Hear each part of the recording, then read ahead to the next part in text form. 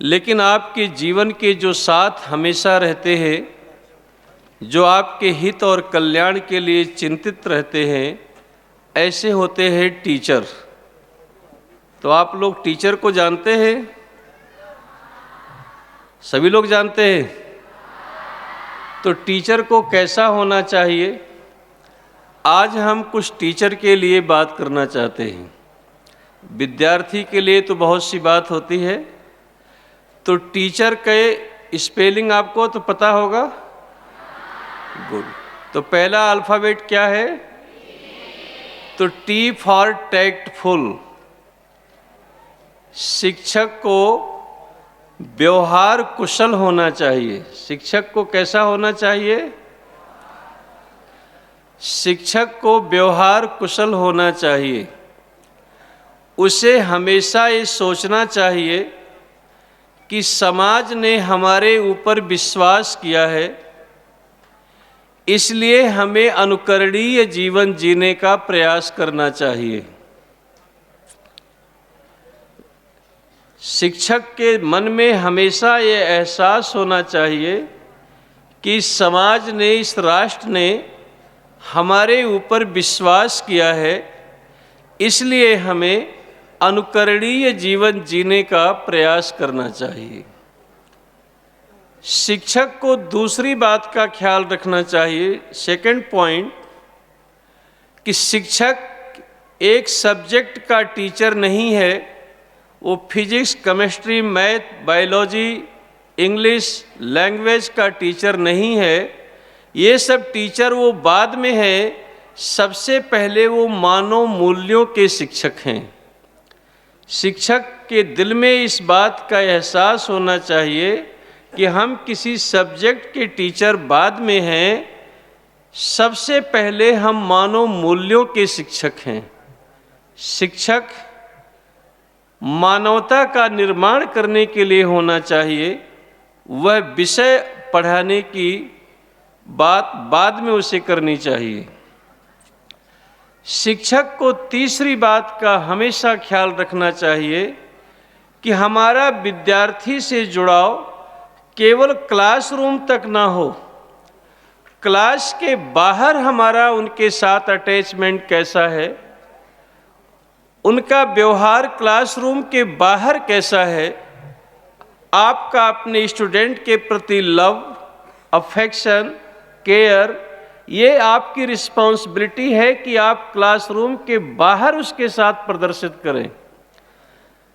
अगर विद्यार्थी क्लासरूम के बाहर आपका रिस्पेक्ट नहीं करता है और आपका आदर नहीं करता है, तो समझिए कि कुछ न कुछ आपके अंदर मिस्टेक है। और एक बात ये याद रखिए कि लोग भाषणों से नहीं बदलते हैं, लोग उपदेशों से नहीं बदलते हैं, लोग जीवन से बदलते हैं।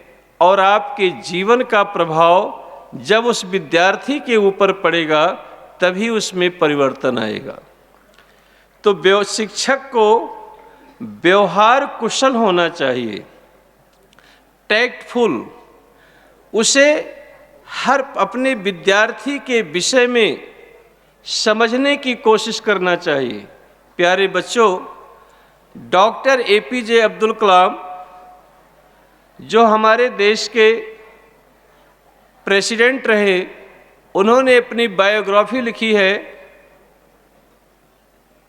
क्या लिखा है? विंग्स ऑफ फायर, अग्नि की उड़ान।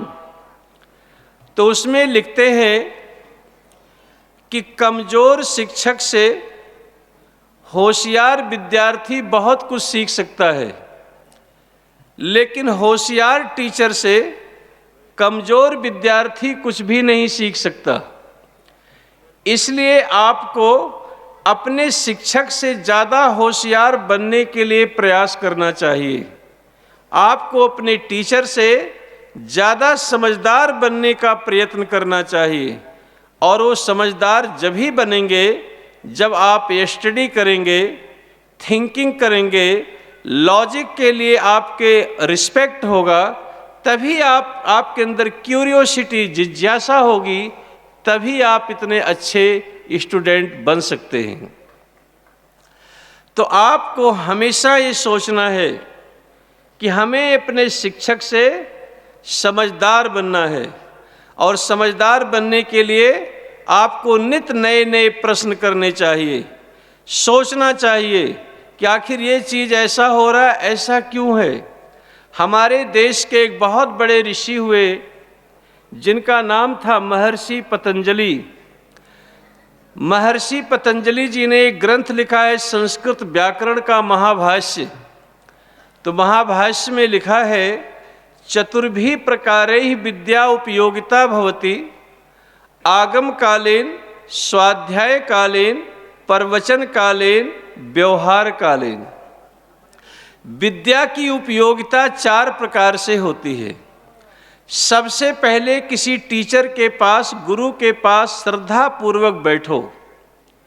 इसीलिए गीता में श्री कृष्ण जी कहते हैं, श्रद्धावान लभते ज्ञानम, श्रद्धावान व्यक्ति ही ज्ञान को प्राप्त कर सकता है। इसके लिए ऋग्वेद में कहा, श्रद्धा अग्नि समिद्धते श्रद्धा हूयते हविः। श्रद्धा से हम ज्ञान को एकत्रित कर सकते हैं और श्रद्धा से ही ज्ञान का हम उपयोग कर सकते हैं। अब प्रश्न उठा, श्रद्धा किसे कहते हैं? तो महर्षि पाणिनि जी उड़ादी कोश में समझाते हैं, सत्यम ददाति इति श्रद्धा। श्रद्धा हमेशा सत्य में होता है, असत्य में श्रद्धा नहीं होती है। आप किसी के प्रति श्रद्धा जब तक रखेंगे जब तक आपको ये प्रतीत होगा कि इनके जीवन में सच्चाई है, और जिस दिन आपको उसका ठेस पहुंचेगा, सच्चाई का उल्टा परिणाम आएगा, तो आपकी श्रद्धा टूट जाएगी। तो इसलिए आप अपने शिक्षक के पास श्रद्धा पूर्वक बैठकर ज्ञान को अर्जित करो। लेकिन जब आप ज्ञान अर्जित करने के बाद, जैसे आप यहाँ आए, आरएसएन सिंह साहब ने बताया, हम कुछ बातें आपको बता रहे हैं और पहले भी काफ़ी लोग बता चुके हैं। जब आपकी विवेक तो जब है, आपकी बुद्धिमत्ता का कमाल जब होगा जब आप यहाँ से जाकर अपने रूम के अंदर ठंडे दिमाग से सोचेंगे कि जो उन्होंने बताया वो सही बताया या गलत बताया। इन्होंने ऐसा बताया तो क्यों बताया, इसका मीनिंग ऐसा क्यों नहीं हुआ। और दूसरे मीटिंग में आपको प्रश्नों का बौछार यहाँ करना चाहिए था, ताकि बोलने वाले के पता चले कि हमारे विद्यार्थी कितने टैलेंटेड हैं, कितना इनको जानने की जिज्ञासा है। लेकिन अफसोस है, कहा गया कि आपने कुछ प्रश्न है, तो किसी के हाथ खड़े नहीं हुए।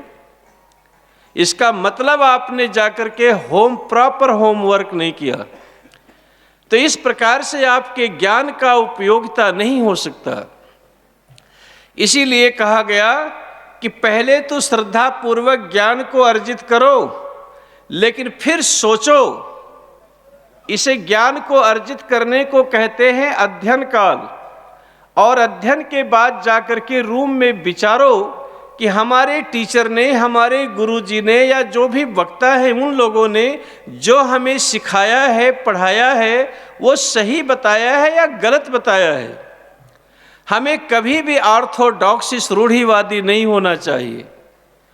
हमें अपने ब्रेन को किसी के आगे मॉर्गेज नहीं करना चाहिए। अगर आपने अपने ब्रेन को मॉर्गेज कर दिया, गिरवी रख दिया, तो आपके विकास के सारे दरवाजे ब्लॉक हो जाएंगे। इसलिए आप सोचने की क्षमता को बढ़ाओ, सीखने की जिज्ञासा को बढ़ाओ। इसे कहते हैं मनन काल। अध्ययन मनन के बाद जो प्रश्न पैदा हुआ, आपके मस्तिष्क में जो क्वेश्चन आया, वो अपने दोस्तों के साथ डिबेट करो, अपने टीचर से पूछो। इसे कहते हैं चिंतन काल। अध्ययन मनन चिंतन के बाद जो प्योरीफाइड होकर के नॉलेज आया, उसको चौथा कहते हैं उपयोग काल। उसका उपयोग करो, खाली स्टोर करके मत रखो। इसलिए शिक्षक को सर्वमान्य बनने का प्रयास नहीं करना चाहिए।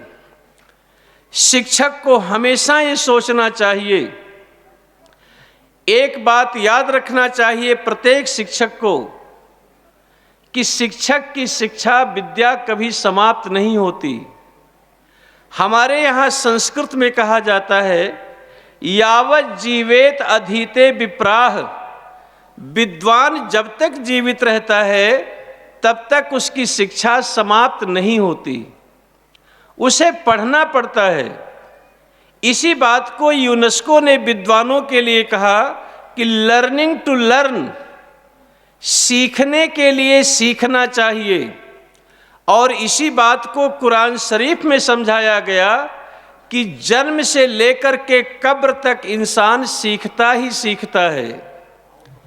तो सीखने की प्रक्रिया कभी बंद नहीं करना चाहिए। और जो टीचर, जो शिक्षक पढ़ना बंद कर देते हैं, सीखना बंद कर देते हैं, उनका कोई भविष्य नहीं होता।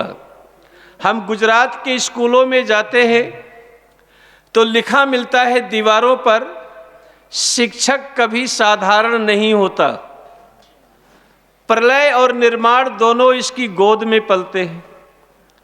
स्कूलों की दीवार में लिखा होता नहीं होता? देखा किसी ने ऐसी वाक्य को?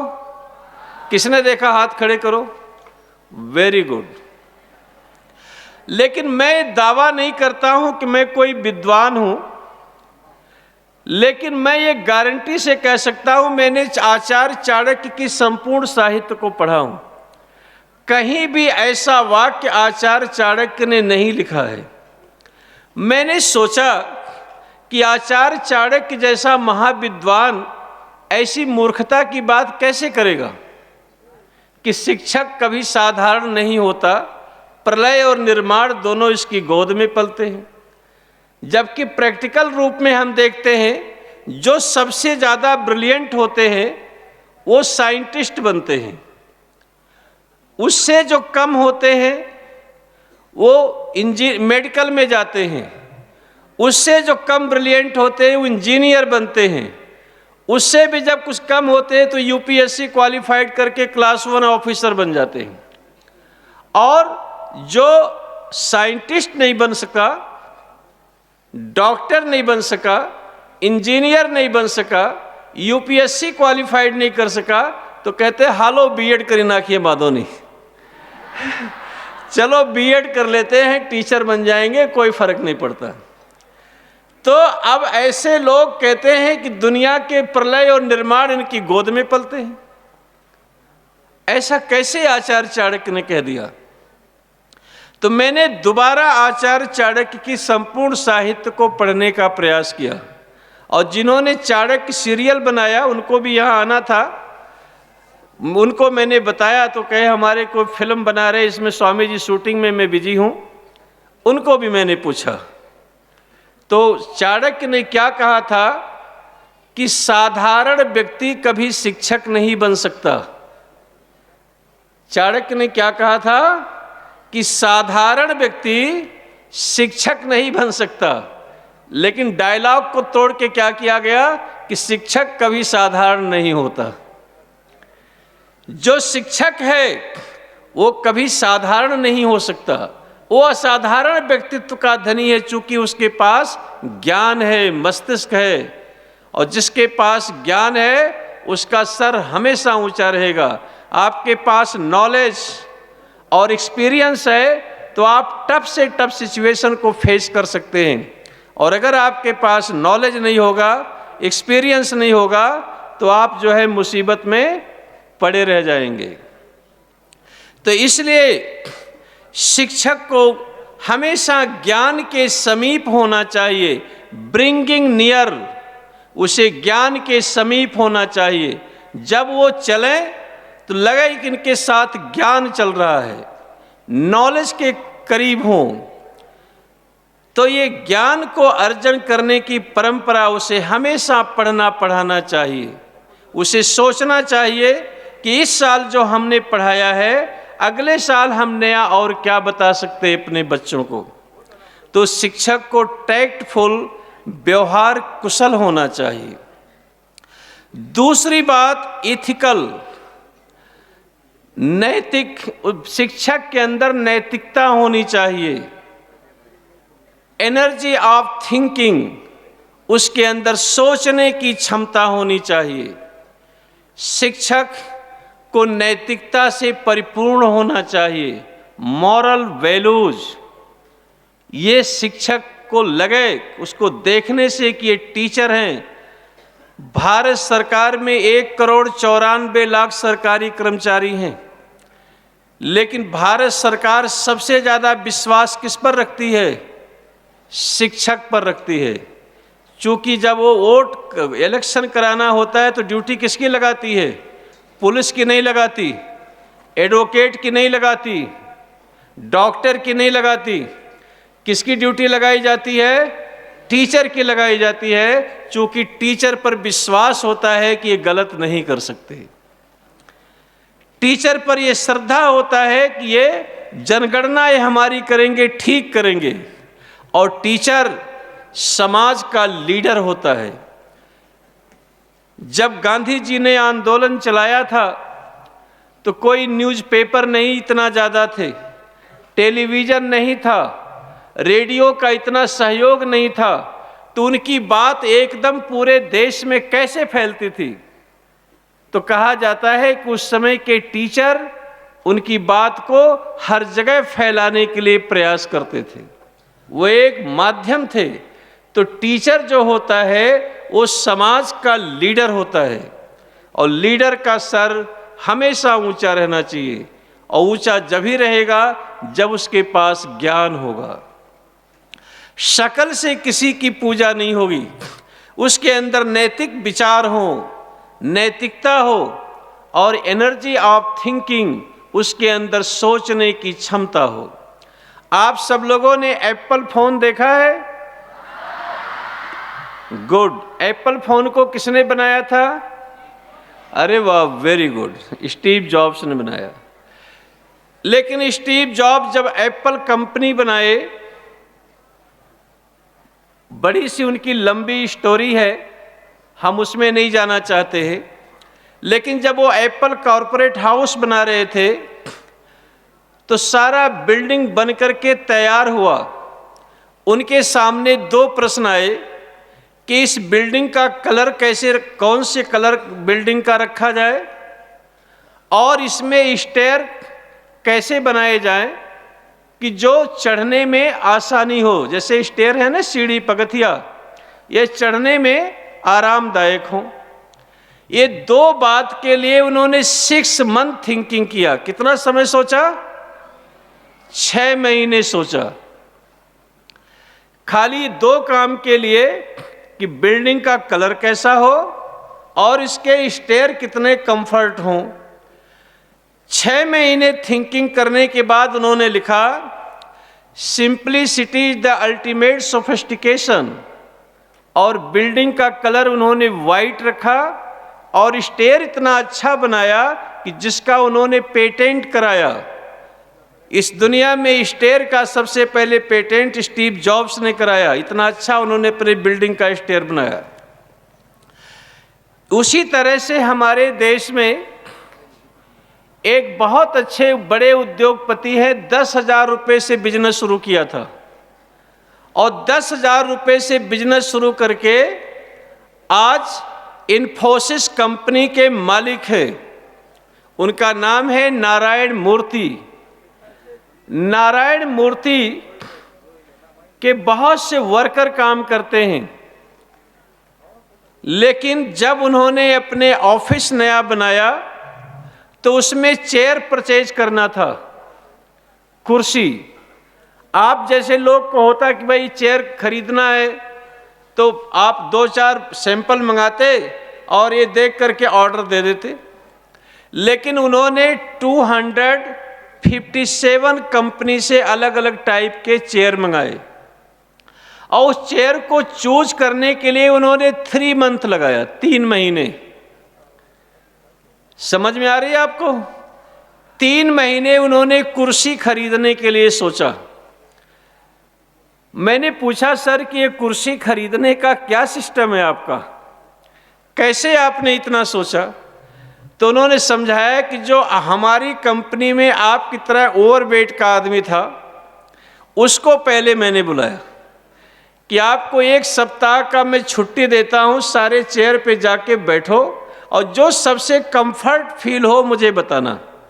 उसका काम है, सुबह आता था, दिन भर सारी कुर्सी पर बैठता था, उसमें से पहले 200 छाटे, फिर 100 छाटे, 50 किया, फिर 5 किया, फिर उसने 1 का निशान कहा सर ये कुर्सी सबसे कंफर्ट है, ये चेयर सबसे अच्छी है। उन्होंने कहा ठीक है तुम जाओ। उन्होंने स्केच से कोई चीज़ से उस कुर्सी के नीचे उन्होंने कुछ निशान कर दिया। फिर जो उनके कंपनी में सबसे लो वेट का आदमी था, कमज़ोर था, उसको कहा तुम जाओ सारे चेयर पर बैठो, एक तुमको छुट्टी दी जाती है और जो तुमको कंफर्ट फील हो मुझे बताना। फिर हैंडीकैप को भेजे, फिर गर्ल्स को भेजा, फिर सीनियर सिटीजन को भेजे, फिर प्रेग्नेंट वुमेन्स को भेजा। जब सबका ओपिनियन मिल गया तब उन्होंने चेयर को परचेज करने का ऑर्डर दिया। तो ये कहानी बड़ी सिंपल है। एक विश्व का सफल इंसान स्टीव जॉब्स स्टेयर बनाने के लिए 6 मंथ थिंकिंग करता है और एक भारत का सफल इंसान नारायण मूर्ति चेयर परचेज करने के लिए 3 मंथ थिंकिंग करता है।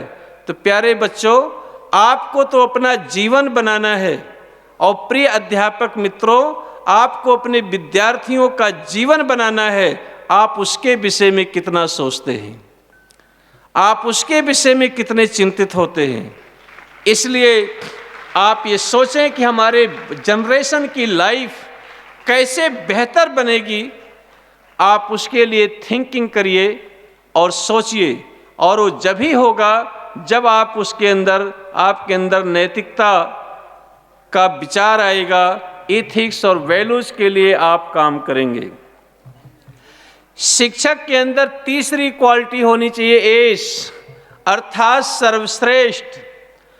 उसे अपने विषय का एक्सपर्ट होना चाहिए, अपने फील्ड का नंबर 1 अव्वल बनने का प्रयास करना चाहिए। जो भी उसका विषय है वो खाली उसे किताबों तक सीमित न रहे, उससे रिलेटेड और भी ग्रंथ, और भी बुक्स, और भी चीज़ें अध्ययन करना चाहिए। उसे लाइब्रेरी में जाना चाहिए, उसे अपने जीवन को वहाँ लगाने का प्रयास करना चाहिए। तो आप ये सोचें, सर्वश्रेष्ठ जब ही बनेंगे जब आप अपने विषय के विषय में, अपने सब्जेक्ट के विषय में सोचेंगे और अपने ज्ञान को बढ़ाने के लिए निरंतर प्रयास करेंगे। और वो चीज़ हमेशा सीखने की कोशिश करना चाहिए। जो आदमी ज़्यादा भाषण देता है वो बहुत कमज़ोर होता है, और जो ज़्यादा सुनता है, समझता है, वो ज़्यादा काबिल और कामयाब होता है। तो शिक्षक लोग को बोलने की आदत ज़्यादा होती है, लेकिन उसे बोलने से ज़्यादा सुनने और समझने का प्रयास करना चाहिए। उसे अपने क्लास में जितने भी विद्यार्थी हैं, उसे ये हमेशा सोचना चाहिए कि लास्ट रॉ के जो विद्यार्थी है वो हमारी बात को समझ रहा है या नहीं समझ रहा है। और जब तक वहाँ तक नहीं समझ बढ़ रही है तो हमारे उस ज्ञान का, उस वैल्यूज़ का कोई मतलब नहीं है। ये आपकी रिस्पॉन्सिबिलिटी है, जिम्मेदारी है। आपके स्कूल में, आपके क्लास में कोई विद्यार्थी फेल होता है तो उस विद्यार्थी की वीकनेस नहीं है, इट इज़ योर मिस्टेक, ये आपकी मिस्टेक है। और ये अगर आप पढ़ाते हैं, हमारे देश में एक बहुत बड़े शिक्षक हुए, उनके ऊपर एक पुस्तक है पंचतंत्र। उनका नाम था आचार्य विष्णु शर्मा। मछलीपट्टनम का एक राज्य था तमिलनाडु स्टेट में।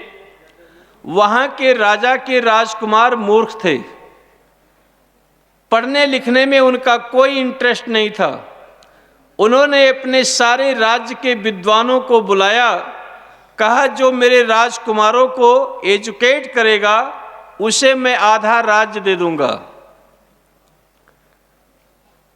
तो सब लोगों ने अलग अलग बात की, कोई तैयार नहीं हुआ। लेकिन विष्णु शर्मा ने क्या कहा, त्वत्प्रयोजनम सिद्ध्यर्थम विद्या विनोदेन करिष्यामि। कहा, हे राजन, तुम्हारे प्रयोजन को सिद्ध करने के लिए मैं विद्या से विनोद करूंगा। न त्वहम कामये राज्यम न स्वर्गम न पुनर्भवम। हमें न तो राज्य की जरूरत है, न स्वर्ग की जरूरत है, और न दोबारे जन्म की आवश्यकता है। हम विद्वान हैं, विद्वान कभी विद्या को बेचता नहीं, विद्या की कीमत नहीं की जा सकती। और 6 महीने के अंदर अगर तुम्हारे इन मूर्ख बच्चों को मैं विद्वान नहीं बना दिया तो मैं अपना विष्णु शर्मा नाम त्याग दूंगा। और उसने एक पशु पक्षियों की कहानी लिखकर पंचतंत्र नाम का ग्रंथ बनाया। आज भारत में पंचतंत्र नहीं पढ़ाया जाता है, लेकिन सूडान में पंचतंत्र पढ़ाया जाता है, मंगोलिया में पंचतंत्र पढ़ाया जाता है, इंडोनेशिया में पंचतंत्र पढ़ाया जाता है। अभी कर्नल साहब अलग अलग नाम ले रहे थे, भंगी, मोची, इस पर लोग आपत्तिजनक शब्द प्रयोग करते हैं। भंगी शब्द संस्कृत में कहा जाता है भंजते अवगुणान इति भंगी। जो अपने अवगुणों को दूर करता है वो भंगी होता है। अब देखिए, मुंचन्ति पृथक भवन्ति जनाः इति मुक्ति, इसी से लेकर के लोगों ने बनाया मोची, जो सबसे अलग होते हैं। अगर उसका अर्थ किया जाए तो एक बहुत बड़े अर्थ को समझ में आता है, लेकिन ऐसे जो शब्द थे उसको अपमानजनक शब्द प्रयोग करने के लिए, प्रचारित करने के लिए, उसे अपमानित करने के लिए लोगों ने प्रयास किया।